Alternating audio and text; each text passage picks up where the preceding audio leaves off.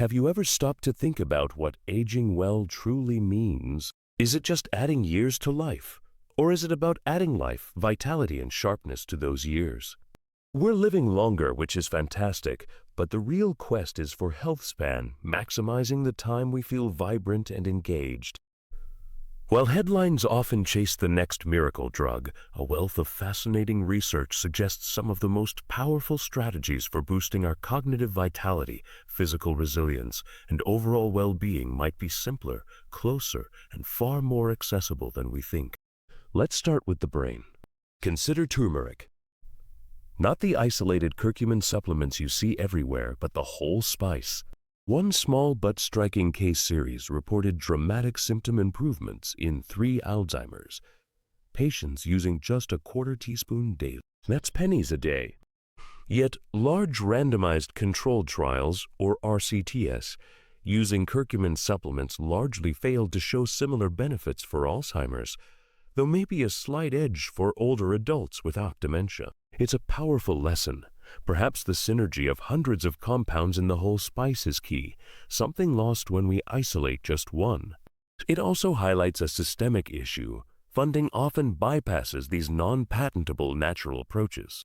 Saffron, however, emerges as a surprising star for Alzheimer's disease, supported by several double-blind placebo-controlled trials, mostly funded by public grants in Iran, where most saffron originates. This potentially reduces commercial bias. Interestingly, its cognitive benefits seem specific to dementia. It doesn't appear to boost cognition in healthy individuals. Yes, saffron is famously expensive. It takes about 50,000 crocus flowers to yield 1 pound. But the studies used tiny daily amounts, around 0.125 grams, roughly 4 small pinches. And here's a fascinating side effect. Saffron is a mood booster. 11 RCTs show it significantly helps mild to moderate depression, even at just 30 milligrams daily, about 1 pinch. A word of caution, while daily intake up to 1.5 grams is generally safe, 5 grams can cause serious issues and large overdoses can be fatal. What about vitamin D? We hear constantly about its brain health links. Observational studies consistently tie lower vitamin D levels to poorer cognition and higher dementia risk. But correlation isn't causation. People with low D often have other risk factors like less exercise or smoking. RCTs offer a mixed bag. Some showed modest cognitive improvements in older adults with mild cognitive impairment, MCI or Alzheimer's, using 400 to 800 IU daily. Yet the optimal dose is murky. One trial found 2,000 IU improved learning in older women, but 4,000 IU paradoxically worsened reaction time. Other trials found no difference between various doses in healthy adults. More research is clearly needed, and the popular idea of fighting brain aging with antioxidant supplements like vitamin E or selenium is largely disappointing. Big studies show they don't prevent Alzheimer's, and data on treating existing disease is conflicting. Nephthaling complex neurodegeneration seems to require more than a simple antioxidant pill. Let's pivot to homocysteine. Elevated levels of this amino acid are clearly linked to increased dementia risk. Vitamins B6, B12, and folate help regulate it. Yet most trials giving B vitamin supplements showed little overall cognitive benefit. Why the disconnect? The VITACOG trial provides a vital clue. It gave B vitamins to people with MCI with no overall effect. But here's the kicker. A subgroup analysis focusing only on participants who started with high homocysteine levels revealed significant improvements in both global cognition and memory. Even more stunning, their rate of brain shrinkage or atrophy was halved compared to placebo. Brain regions highly vulnerable to Alzheimer's, the reduction was up to 7-fold. This strongly suggests B vitamins are most effective for those who genuinely need them, those with elevated homocysteine. And many might need them, especially regarding folate. Shockingly, estimates suggest up to 96% of Americans don't meet minimum intakes for folate-rich foods like beans and leafy greens. One trial giving folic acid supplements lowered homocysteine and produced cognitive gains equivalent to being 1.5 to 4.7 years younger for just 2 cents a day. While getting folate from whole foods is generally preferred due to safety questions about high-dose folic acid, this highlights that folate status really matters. Plant-based diets naturally excel here, lowering homocysteine by about 20% in just a week, likely due to high folate and fiber, and maybe less methionine from animal protein. But there's a crucial note for long-term vegetarians, and especially vegans. You must ensure adequate vitamin B12 intake from fortified foods or supplements to avoid potentially very high homocysteine levels. With sufficient B12, however, their high folate and fiber intake can lead to exceptionally low, healthy homocysteine levels. Beyond specific nutrients, the most compelling story is about our overall dietary pattern. Time and time again, systematic reviews confirm it. Diets higher in fruits, vegetables, legumes, and whole grains, and lower in meats and processed foods are associated with significantly reduced risks of Alzheimer's and other dementias. Leah Gale's large study tracking over 5,000 adults linked healthier diets to achieving ideal aging, free of chronic disease with peak physical, mental, and cognitive function, a state only 4% reached. The WHO recommendations align. Limit added sugars, salt, saturated and trans fats, often found in processed items, meat, and dairy. Twin studies suggest more fruits and vegetables lower dementia risk. One meta-analysis calculated each extra 100-gram daily serving corresponds to a 13% reduction in odds. Another huge study following people for decades found those eating the most fruits and veggies had a 43% lower risk of Alzheimer's. The takeaway is consistent. Minimize processed sugars, unhealthy fats, especially saturated animal products, and processed foods. Maximize diverse plant foods, emphasizing leafy greens, beans, and berries. Blueberries deserve a special mention. They're cognitive powerhouses packed with anthocyanins, the pigments giving them their deep color. These compounds can cross the blood-brain barrier, concentrating in memory centers like the hippocampus, where they exert potent antioxidant and anti-inflammatory effects. Human trials show blueberries can improve cognition in older adults with memory complaints, healthy older adults, and even MCI patients often using the equivalent of about 1 cup daily. The benefits might even be acute. Studies show boosts in executive function and memory within hours of a single serving. One practical tip: adding dairy milk appears to significantly block the absorption of these beneficial polyphenols, likely due to casein protein binding. Soy milk didn't have this effect.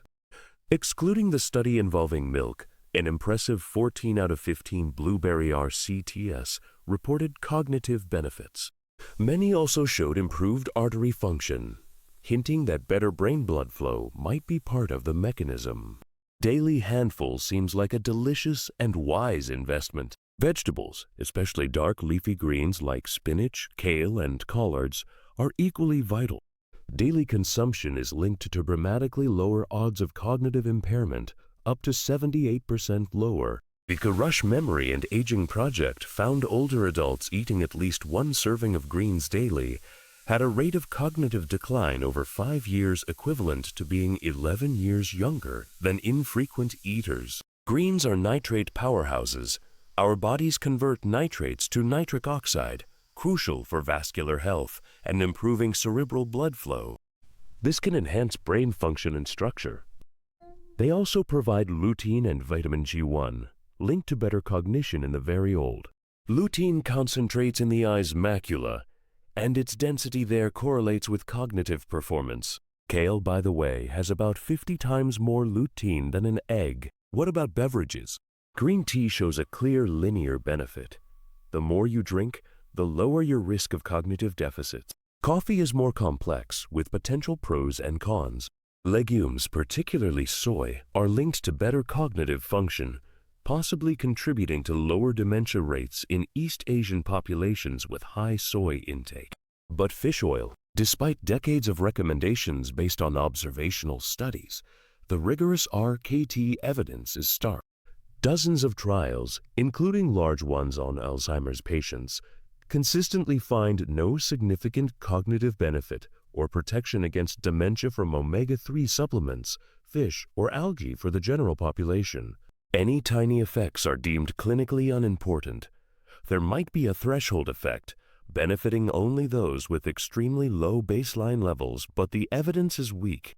Plus, we must weigh this against potential risks from contaminants in fish, mercury, cadmium, PCBs, PAHs, and potentially the neurotoxin BMAA, linked to neurodegenerative diseases and found in seafood, especially shark products, and even some algae supplements. Happily, plant-based diets significantly reduce this toxic burden, and algae supplements offer a clean source of DHA, and EPA are recognizing that health is interconnected. Multi-domain interventions like the FINGER trial combine diet, exercise, and cognitive training, showing small but statistically significant benefits for us. Perhaps the interventions weren't intensive enough. Focusing on diet, the MIND diet, Mediterranean DASH intervention for neurodegenerative delay specifically emphasizes greens, 6+ servings week, berries, beans, and nuts, while strictly limiting animal products, unhealthy fats, sweets, and fast food, less than once a week. High adherence is observationally linked to substantially better cognition, up to a 53% lower Alzheimer's risk, and lower overall mortality. The pilot RCT showed promise.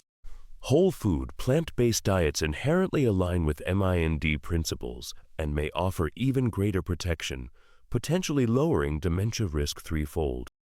An exciting RCT led by Dr. Dean Ornish is currently testing if an intensive WFPB diet and lifestyle program can reverse early Alzheimer's, with promising preliminary results potentially rivaling new drugs, but without the risks. Now let's shift to physical resilience.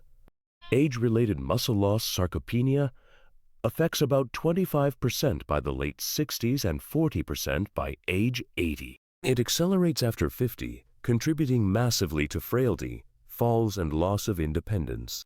Muscle strength declines even faster than mass. The undisputed champion against this is resistance exercise. Strength training demonstrably builds muscle, increases strength, improves function, and can even reverse frailty. Conversely, inactivity is devastatingly rapid, especially for older adults who lose muscle 6 times faster during bed rest than younger folks. Even just reducing daily steps significantly causes muscle loss within weeks. What about nutrition?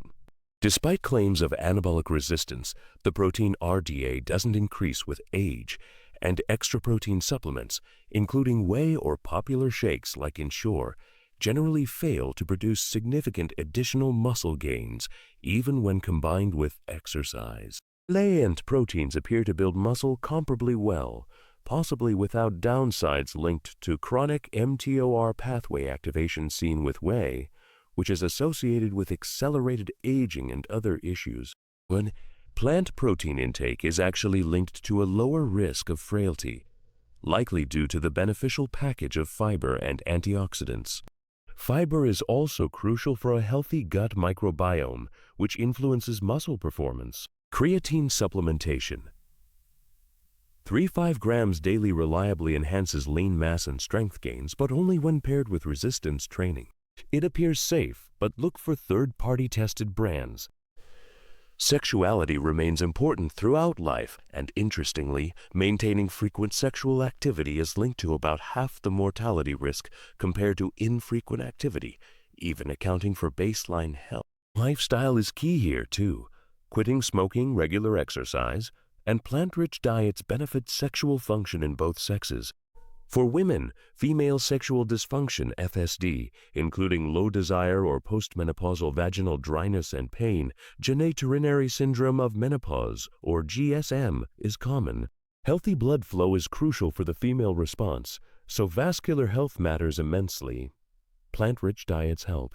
For GSM, affecting about half of postmenopausal women, non-hormonal lubricants and moisturizers, preferably low osmolality ones, are first line. Low-dose vaginal estrogen is effective but carries warnings. especially for those with a history of hormone-dependent cancer. Vaginal DHEA is another option.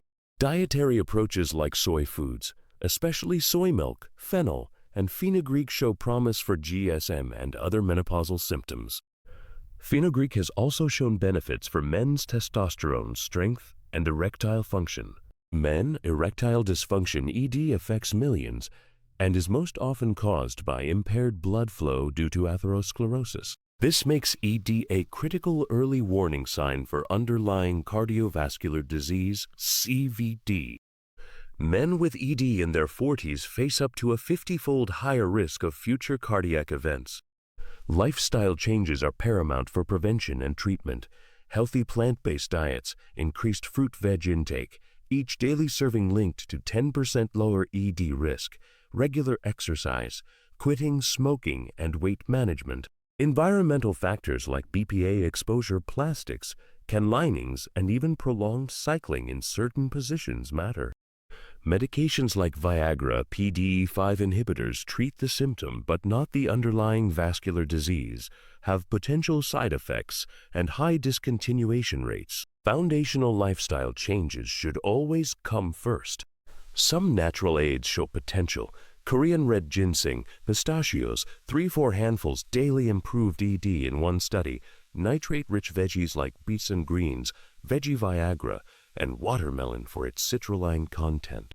Finally, let's talk skin aging. Here's a shocker. An estimated 80–90% of visible skin aging isn't intrinsic genetics, it's extrinsic factors, primarily cumulative sun exposure, photoaging.